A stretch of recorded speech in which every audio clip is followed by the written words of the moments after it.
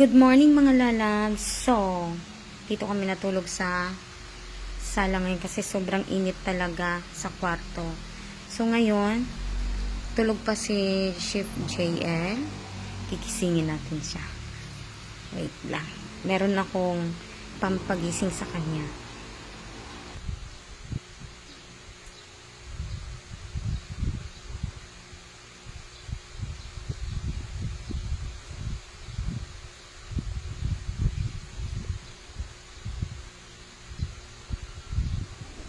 Try natin to.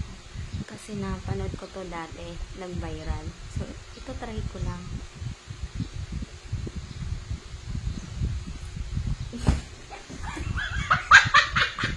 Wait! Bakit tayo? Uy! Gising! Man! Gising ba? Uy! Gising! Parang tanga eh.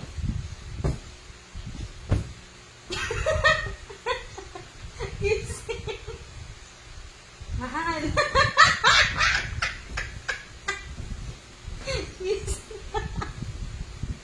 Aray ko. Uy, mahal. Parang tanga.